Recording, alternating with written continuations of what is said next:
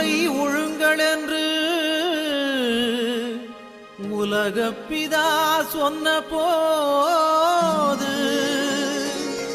உழவர்கள் தொழிலாளர் ஊராரின் எண்ணமதில் இயேசு ஒன்றாக